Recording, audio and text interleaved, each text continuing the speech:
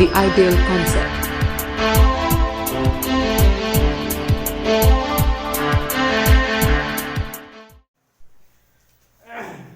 सुप्रभात। जैसा कि कल आप लोगों को बताया गया था वन एवं वन्य प्राणी संसाधन के बारे में, तो मैंने उसका केवल बेसिक बताया था कि कहाँ पर कौन से वन पाए जाते हैं। एक ऐसा कह सकते हैं कि मैंने केवल परिचय दिया था, और परिचय के अंतर्गत ही मैंने दो वन की चर्चा कर दिया था कि एक अत्यधिक सघन वन और दूसरा जो है सो सघन वन के अंतर्गत आते हैं। तो तीसरा जो वन का प्रकार है, तीसरा जो वन का प्रकार है उसे खुला वन का क्षेत्र कहा गया है। खुला वन का क्षेत्र आप देख सकते हैं, मैंने यहाँ हरे कलर से दर्शाया है। कर्नाटक है यह जो क्षेत्र है, यह कर्नाटक का क्षेत्र है ये। इसके बाद केरल का क्षेत्र आ जाता है, नीचे शायद नहीं दिखलाई दे रहा है। इसके बाद तमिलनाडु है, आंध्र प्रदेश है, उड़ीसा है। तो ये जो है यह खुले वन का क्षेत्र है। खुले वन का क्षेत्र नक्शे से आसानी से समझ सकते हैं। कर्नाटक का क्षेत्र है, इसके बाद ये क्षेत्र कर्नाटक का है, इसके बाद ये क्षेत्र केरल का है। तो कर्नाटक, केरल जस्ट बगल में, तमिलनाडु उसके जस्ट ऊपर, आंध्र प्रदेश उसके ऊपर, उड़ीसा। और एक जो क्षेत्र है वह आता है असम का, यानी असम जो है वह खुला वन क्षेत्र में आता है, खुले वन क्षेत्र के अंतर्गत आता है। इसमें वनों की सघनता बहुत कम होती है, उतनी अधिक सघनता नहीं होती है। असम यह मेघालय के बगल में होते हुए भी यहाँ पर मेघालय जो कि घनघोर वन, यहाँ बहुत अत्यधिक घने वन पाए जाते हैं, यानी पूर्वोत्तर भारत में अत्यंत सघन वन पाए जाते हैं। लेकिन इसके अपवाद में है कि सिक्किम और असम में सघन वन नहीं पाए जाते। बहुत सारे भौगोलिक दशाएं होती हैं, तो इन सब चीजों के कारण जो यहाँ पर वन की सघनता जो है सो कम है। तो यह क्षेत्र में सघन वन आता है। अब हम यह जानने की कोशिश करेंगे कि कौन से वन का क्षेत्र में कितने प्रतिशत, यह मैंने बताया था कि सघन वन में कितने प्रतिशत आता है, अत्यंत सघन वन में कितने प्रतिशत आता है। तो हम खुले में देखते हैं कि कितने प्रतिशत में है। तो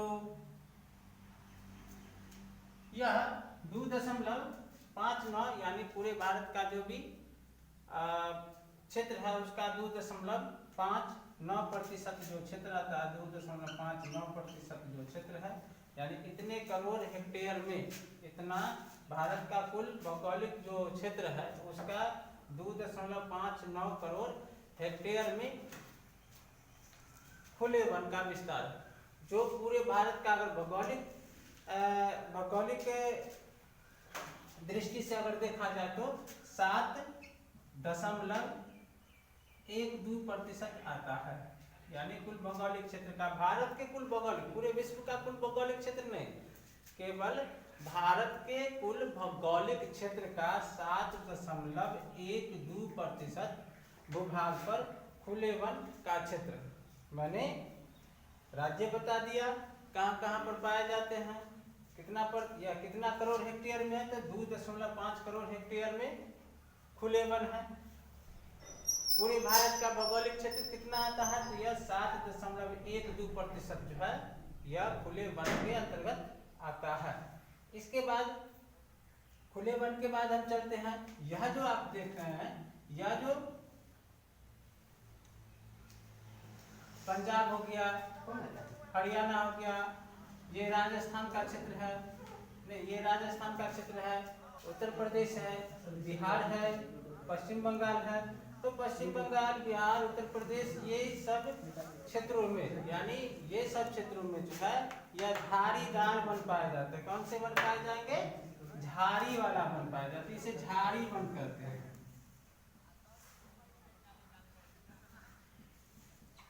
इसे झाड़ी वाला वन करते हैं, यानी झाड़ियां ही झाड़ियां हो गई। राजस्थान, चूंकि राजस्थान तो झाड़ के अत्यधिक झाड़ी वाला क्षेत्र है, तो वह राजस्थान। लेकिन हम जब भी, चूंकि झाड़ी कहाँ होते हैं? जहाँ पर नमी की मात्रा कम होती है, जहाँ पर वर्षा औसतन जो है बहुत कम मात्रा में होती है। जैसे कि राजस्थान में वर्षा बहुत कम है, यहाँ राजस्थान में तो 25 सेंटीमीटर से भी कम वर्षा होती है। इसके अपेक्षा अगर देखा जाए तो पंजाब में राजस्थान की अपेक्षा अधिक वर्षा होती है, बिहार में अच्छी खासी वर्षा होती है, पश्चिम बंगाल में अच्छी खासी वर्षा होती है, लेकिन कितना होता है? तो 100 से 150 सेंटीमीटर वर्षा होती है। तो जहाँ पर कम वर्षा होती है वहाँ पर ज़्यादा हाइट में पेड़ नहीं जाते, वहाँ केवल झाड़ी ही बनकर रह जाते हैं। या 9th क्लास के ज्योग्राफी में अभी तक तो ऑनलाइन में मैंने नहीं डाला, लेकिन बहुत जल्द ही वह भी वीडियो आ जाएगा कि कैसे जो है सो ये सब क्षेत्रों में किन कारण से, क्योंकि जो चीज़ 9 में पढ़नी है वो मैं 9 में ही बताऊंगा। तो ये जो है 9th क्लास में जब भी मैं प्राकृतिक वनस्पतियां पढ़ाऊंगा, भारत में वन संपदा, तो मैं उस चीज को बड़े बारीकी से बताता कि आखिर यहाँ के जो पेड़ हैं, यह पेड़ झाड़ी में क्यों बदल गए। तो ये सब चीजों की चर्चा मैं वहां करूंगा। तो ये सब में जो है झाड़ीदार वन पाए जाते हैं, यानी यहाँ केवल झाड़ियां पाए जाते हैं। ये जो है राजस्थान का क्षेत्र, ये राजस्थान का क्षेत्र है, ये उत्तर प्रदेश का क्षेत्र है, उत्तर प्रदेश हिमाचल प्रदेश तक चला गया है।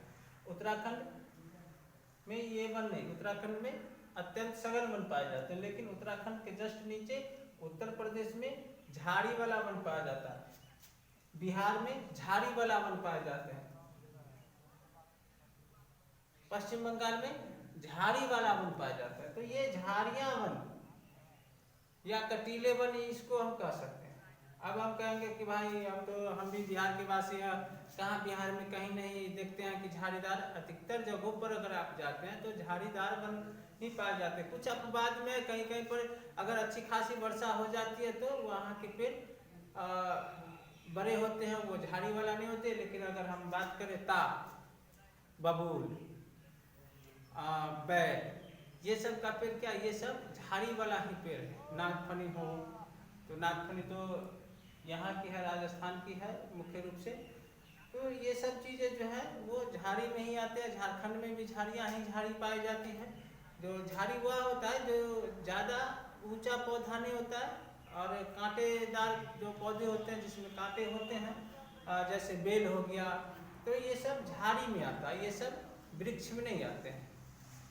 तो इसका हम भौगोलिक क्षेत्र की भी चर्चा कर लेते हैं। झाड़ीदार जो है सो 2.459%, यानी इतने करोड़, 2.459 करोड़ हेक्टेयर भूमि पर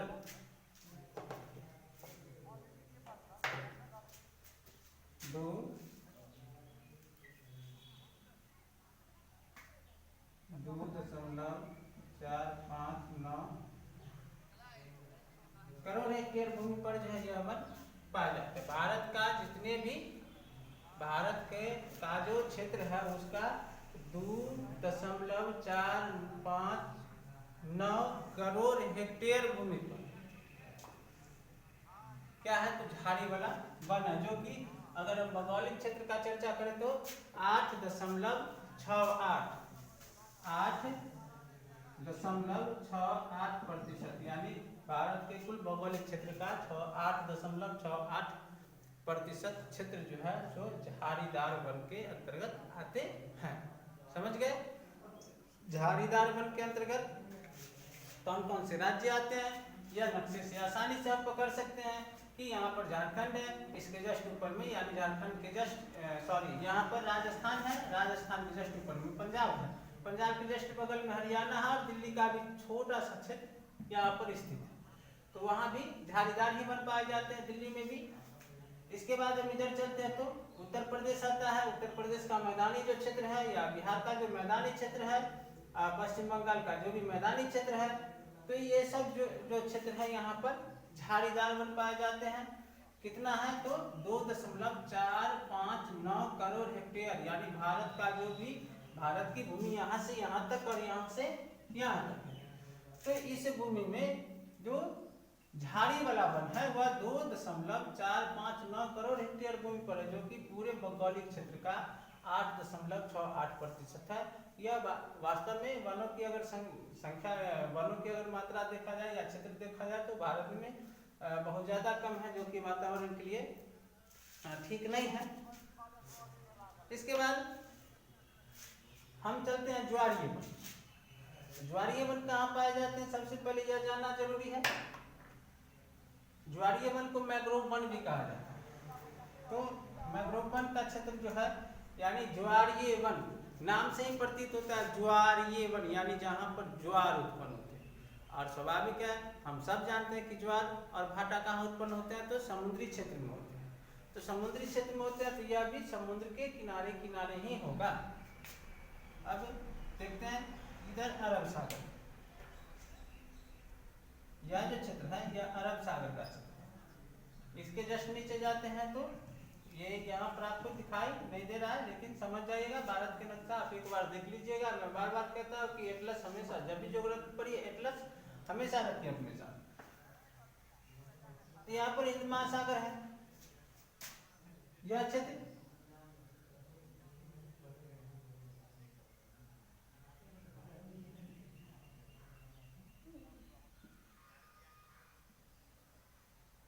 बांग्लादेश है, बांग्लादेश, बी से बंगला, डी से देश, बांग्लादेश। यहाँ पर बंगाल की खाड़ी, बंगाल की खाड़ी में ही अंडमान निकोबार द्वीप समूह है, जो इस तरह से नीचे की ओर आया हुआ है। तो अंडमान निकोबार द्वीप समूह में भी ज्वारीय वन पाए जाते हैं। यह जो पश्चिम बंगाल का यह जो क्षेत्र है यह क्या है, यहाँ पर ज्वारीय वन पाए जाते हैं। जो उड़ीसा का जो तट है यहाँ पर ज्वारीय वन पाया जाता है। यह जो आंध्र प्रदेश का जो तट है ज्वारीय वन पाया जाता है। तमिलनाडु का जो यह कोरोमंडल तट है यहाँ पर ज्वारीय वन पाए जाते हैं। इसके बाद गुजरात का भी यह जो क्षेत्र है ज्वारीय वन के लिए प्रसिद्ध है। यहाँ पर चूंकि ज्वारीय वन पूर्वी घाट में, इसे हम पूर्वी घाट और इसे पश्चिमी घाट भी कहते हैं। तो यह जो पूर्वी घाट है, पूर्वी घाट में चूंकि नदी जहाँ जहाँ डेल्टा बनाती है वहाँ वहाँ ज्वारीय वन पाए जाते हैं। ये गंगा का डेल्टा है, या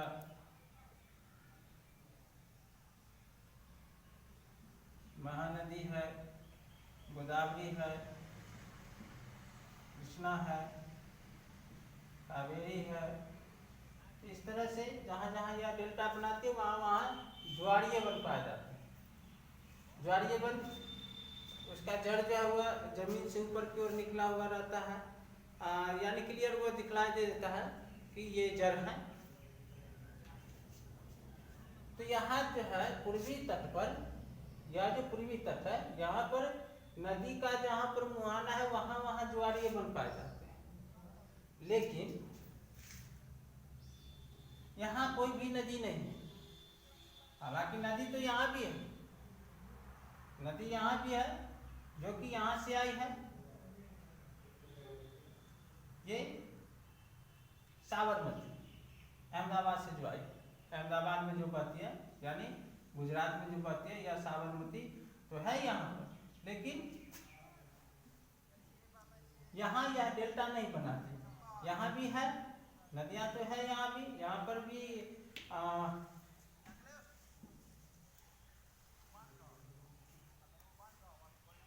तापी, नर्मदा यहाँ भी, लेकिन यहाँ डेल्टा नहीं बनाती और यहाँ पर ज्वारीय वन भी नहीं पाया जाता।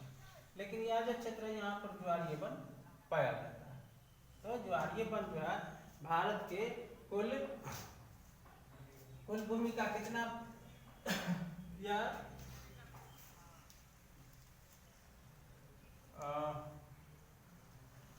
कुल भूमि का, एक मिनट, कुल भूमि का, एक मिनट मैं खाता ले लूँ, 0.14%, यानी यह जो है कुल भूमि का 0.14%,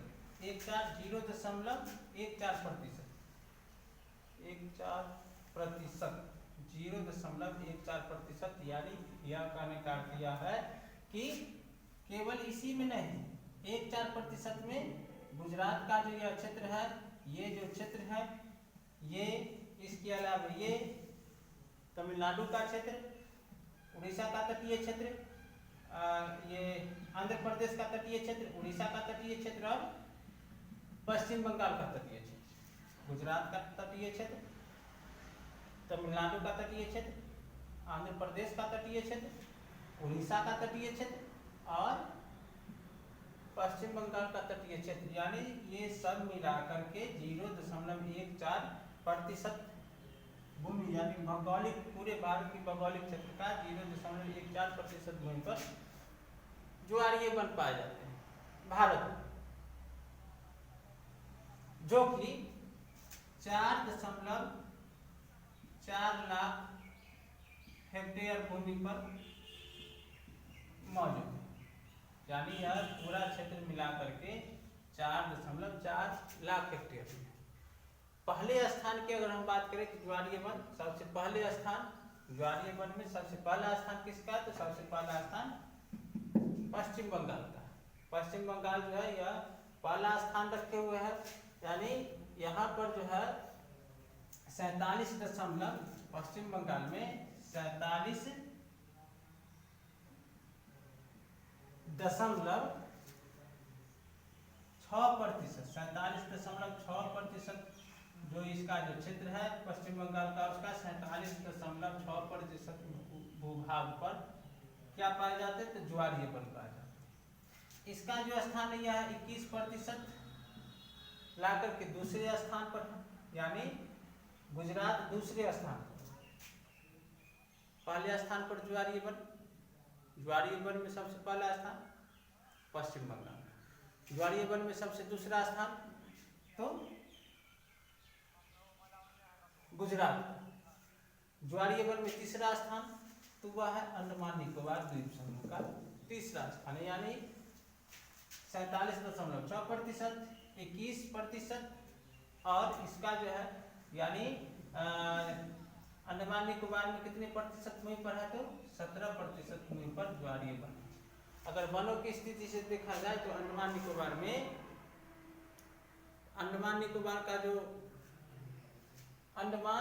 निकोबार का जो कुल अंडमान निकोबार का जो क्षेत्र है उसका 90% भाग पर, यानी अंडमान निकोबार की केवल अगर चर्चा करें तो केवल अंडमान निकोबार की, तो उस वहाँ पर जो भी जमीनें हैं, जो भी क्षेत्र है उसका 90% भूभाग पर क्या है, तो वनों का विस्तार है।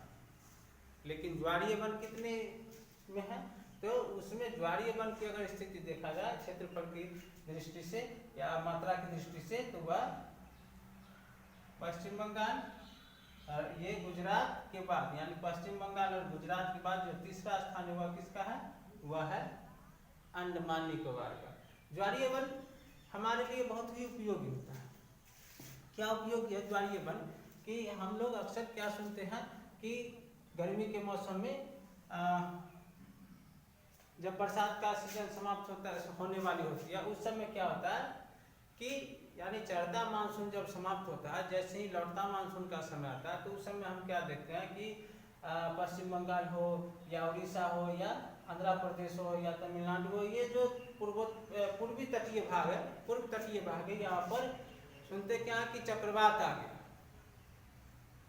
तो चक्रवात आ गया, अब इस चक्रवात से जो है, चक्रवात में बहुत शक्ति होती है, वह वहाँ से पेड़ को उखाड़ देती है, घर तोड़ देता है, तो वो सब उसके जो प्रभाव है वह अगर डायरेक्ट अगर आ जाए, उसमें इतनी शक्ति होती है कि अगर डायरेक्ट अगर या तटीय क्षेत्र में डायरेक्ट घुसता है तो बहुत ज़्यादा क्योंकि नुकसान करता है, लेकिन ज़्यादा नहीं कर पाता। क्यों? क्योंकि उसका जो शक्ति होता है उसके अधिक शक्ति को ज्वारीय वन जो है तट पर ही रोक देते हैं, या फिर लचीला होता है, वो उसका झोंका जैसे ही मारता है या मुड़ जाता है और पुनः उस खड़ा हो जाता है, फिर झुक जाती है, फिर तो इस तरह से उसका जो प्रभाव है उसको कम करता है। तो पूर्ण रूप से यह क्या है कि यह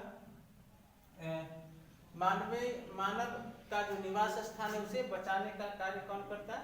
तो ज्वारीय वन करता है। समुद्र तटीय जो यानी समुद्र के तट पर जो भी लोग रह रहे हैं उसको बचाने का कार्य ये कर रहा है, नहीं तो अधिक नुकसान हो जाता है। हालांकि नुकसान तो होता है, क्योंकि नुकसान होती है, लेकिन उतना अधिक नहीं हो पाता जितना कि होना चाहिए था। क्यों? किसके कारण? ज्वारीय वन के कारण। इसकी एक और विशेषता है, ज्वारीय वन की एक और विशेषता क्या है कि